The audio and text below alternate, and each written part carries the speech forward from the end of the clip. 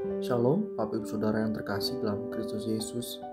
Bersyukur karena kembali bisa menyapa Bapak Ibu Saudara semua dalam Renungan Kamis, edisi 9 Oktober 2025. Kita akan menyambut firman Tuhan dengan diawali berdoa bersama.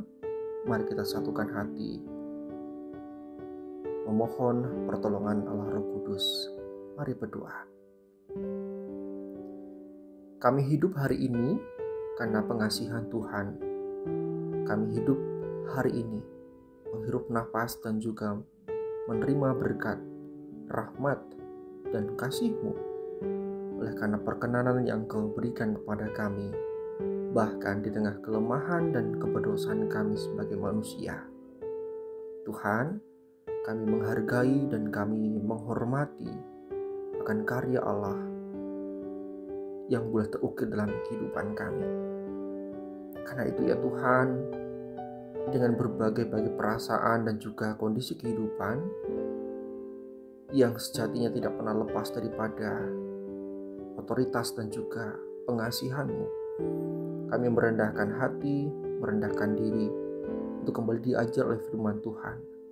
Dan sekiranya Engkau berkenan pada saat ini, Engkau akan meneguhkan iman kami dan langkah kehidupan kami.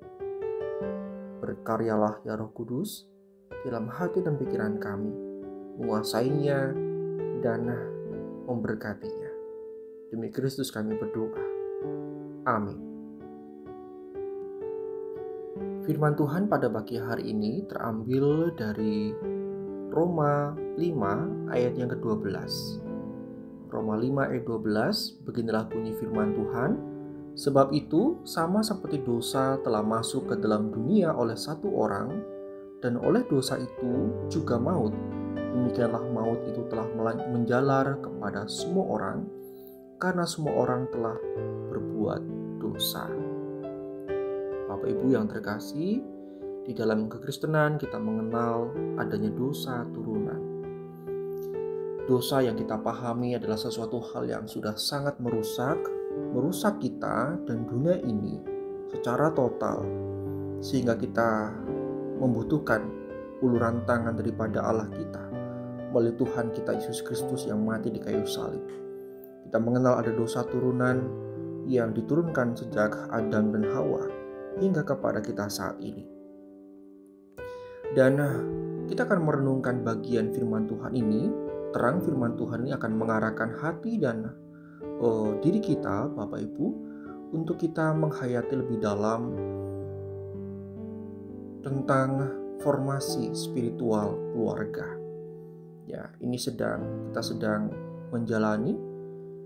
menghayati bulan keluarga di selama bulan Oktober ini, sehingga kita coba menelusuri Bapak Ibu yang terkasih dan mencari bukti dalam Alkitab bahwa dosa itu telah diturunkan oleh nenek moyang kita.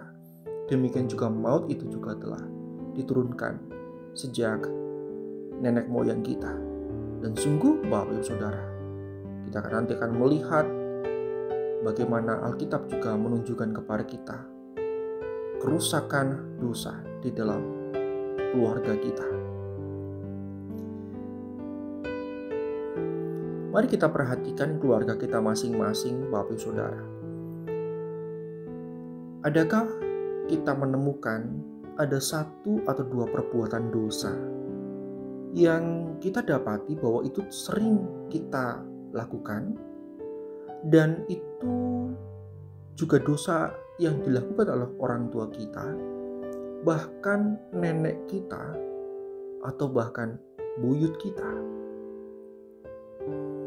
Bisa jadi itu adalah dosa-dosa yang memang sulit untuk dihancurkan. Kalau kita melihat misalkan dari silsilah keluarga Daud dan dosa immoralitas seksual, kita melihat dan mengingat bahwa Daud berzina dengan Batsyeba dan memiliki banyak istri dan selir. Kemudian putra Daud, Amnon, juga memperkosa putrinya Tamar. Kemudian putranya Absalom memberontak terhadap ayahnya dan meniduri selir ayahnya untuk dilihat di depan umum. Kemudian Salomo mengawini banyak perempuan asing dan mereka membuat hatinya menyimpang dari Allah. Jadi dosa telah mewabahi seluruh keluarga Daud, bahkan tampaknya semakin buruk dengan seiring berjalannya waktu. Contoh lain adalah Abraham. Dia bergumul dengan dusta ketika mengalami tekanan hidup. Dia berbohong bahwa istrinya adalah adiknya karena dia takut bahwa orang akan membunuh dia dan mengambil istrinya, bahkan meski istrinya sudah tua pada waktu itu. Lalu anaknya Ishak bahkan tidak orisinal dalam berdusta. Dia hanya mengulang dusta orang tuanya itu. Ketika saatnya Ishak kemudian memiliki Yakub, malah justru mendapatkan julukan si penipu. Jadi sekali lagi kita melihat silsilah keluarga tentang dosa dan dusta.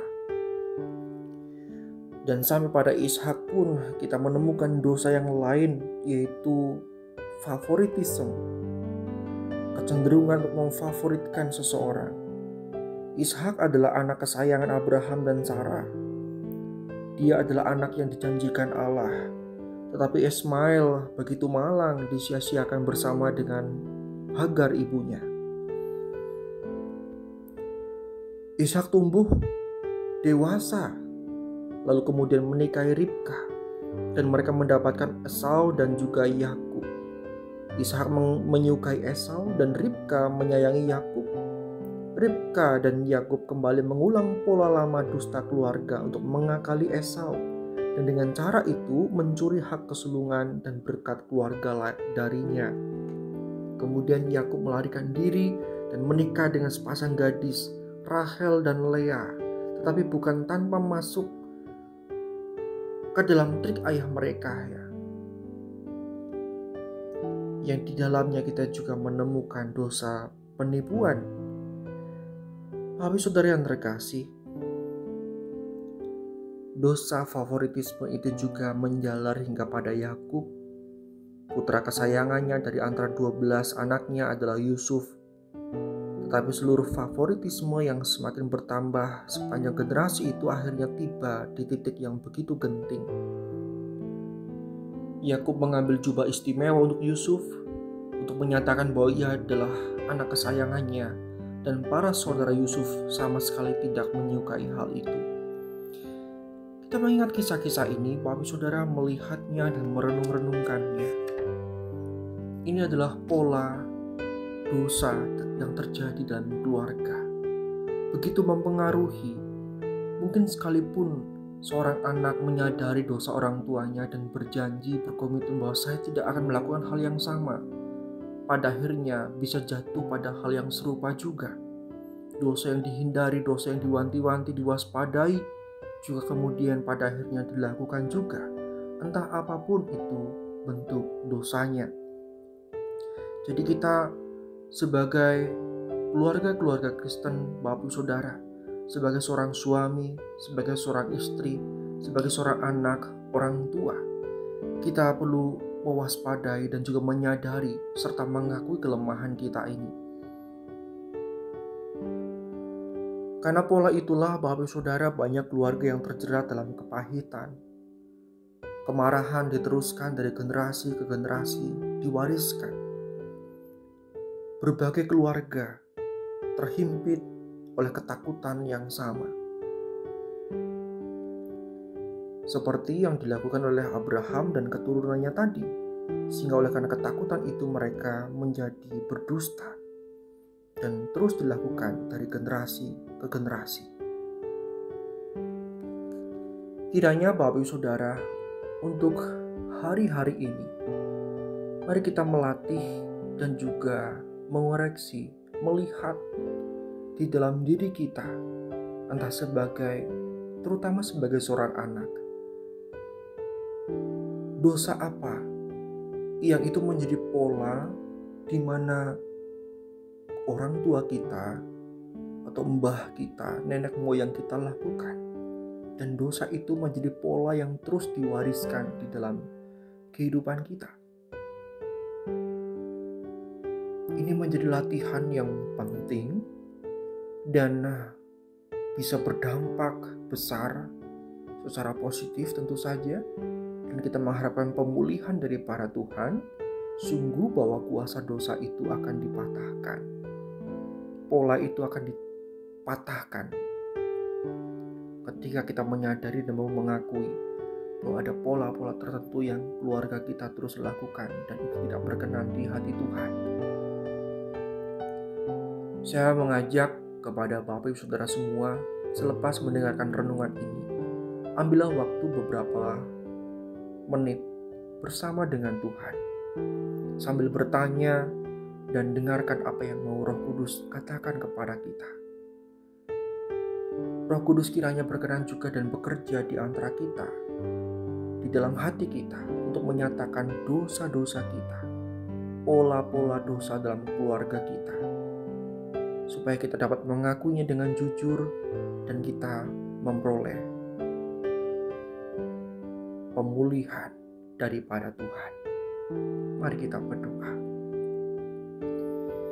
Ya Tuhan, kami berserah diri kepada Engkau. Saat ini kami mau mengambil waktu bersama dengan Tuhan. Diri kami dengan Tuhan. Kiranya Engkau berkenan ya Tuhan menyingkapkan apa yang tersembunyi yang belum dapat kami kenali dengan jelas. Yaitu tentang pola-pola dosa yang dilakukan oleh keluarga kami, nenek moyang kami. Bukan satu hal yang tidak mungkin ketika Roh Kudus berkenan menyatakannya kepada kami, supaya kami celik, supaya kami terbuka, supaya kami juga dapat mengakuinya dengan rendah hati dan memohon pengampunan kepada Tuhan. Benar bahwa di dalam Engkau kami menerima jaminan pengampunan dosa. Dosa kami telah dihapuskan semuanya, Engkau telah mengampuni kami. Namun dosa masih menunjukkan kekuatannya ketika kami masih jatuh ke dalamnya, dalam pola-pola kehidupan lama kami. Maka ajarlah kami Tuhan, supaya waktu selama beberapa menit ke depan ini berkualitas. Tunjukkanlah kepada kami, berbicaralah kepada kami ya Tuhan, dan singkapkanlah apa yang hendak Engkau nyatakan kepada kami. Terima kasih Tuhan, kami serahkan diri kami ke dalam tangan kuasa-Mu, Allah yang Maha Besar, Allah yang pemurah, sumber segala sumber, sumber kehidupan kami. Amin. Selamat menikmati waktu bersama dengan Tuhan. Tuhan memberkati Bapak Ibu Saudara semua. Immanuel.